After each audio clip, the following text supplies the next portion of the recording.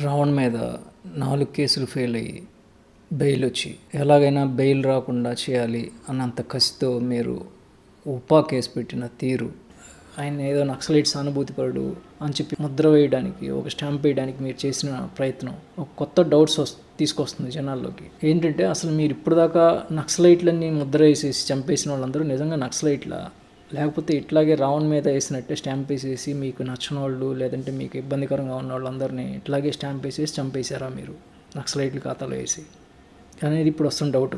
ఎందుకంటే మీకు అలవాటే కదా మీ బతుక్కి, ఎవడు నచ్చకపోతే వాడి మీద ఏదో కేసు పెట్టడం, మీ ఛానల్స్ అన్నింటిలో వాడి మీద ఒక 10-15 రోజుల పాటు ఇక వాడు అసలు పెద్దవాడు, వాడి కంటే పెద్ద మాఫియా లీడర్ లేడు అన్నట్టు వాడి వెనకాల 100 ఏఐ కంపెనీలు పెట్టేసి వాటితోటి రకరకాల వీడియోలు ఆడియోలు తయారు చేసేసి వాడి మీద రకరకాల ప్రచారాలు చేయటం.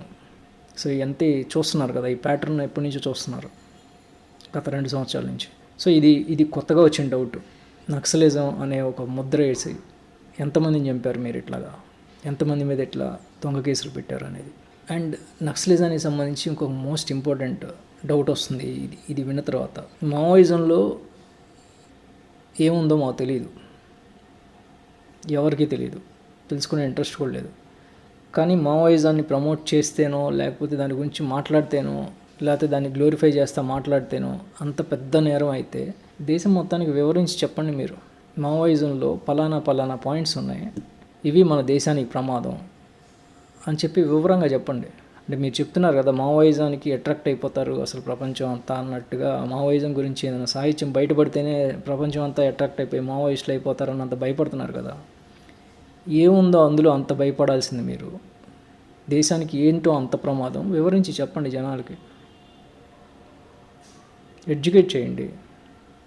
ఎందుకంటే మావోయిజం లాగే ఉండాల్సిన పని లేదు కదా. మావోయిజం మీరు ఇట్లా పెడుతున్నారని చెప్పి వేరే రూపంలో రావచ్చు కదా. సో మీరు ఎడ్యుకేట్ చేయండి జనాలకి, మావోయిజంలో ఈ లక్షణాలు ఉన్నాయి, ఈ లక్షణాలు దేశానికి ప్రమాదం అని బాగుంటుంది. ఎందుకంటే మీరు చెప్తే నమ్మరు, పొలిటీషియన్స్ చెప్తే. పొలిటీషియన్స్కి ఉన్న క్రెడిబిలిటీ మీకు తెలుసు కదా, చాలా లోయెస్ట్ క్రెడిబిలిటీ ఉంది మీకు. మీరు చెప్తున్నారంటే దానివల్ల రాజకీయ నాయకులు దోచుకోవడానికి ఏదో అడ్డమైపోయి ఉంటుంది మావోయిజం. అందుకే వీళ్ళు దాన్ని నిషేధించారు తప్ప దేశం నష్టపోవాలంటే వీళ్ళు ఎప్పుడు పట్టించుకోవాలి అని నాలాగా అనుకునే అనుమానపడే వాళ్ళకి డౌట్స్ క్లారిఫై అవుతాయి. సో అప్పుడు మిగతా వాళ్ళందరూ కూడా ప్రచారం చేస్తారు, మావోయిజంలో పలానా నష్టాలు ఉన్నాయి మనకి, సో వాటికి దూరంగా ఉండండి అని.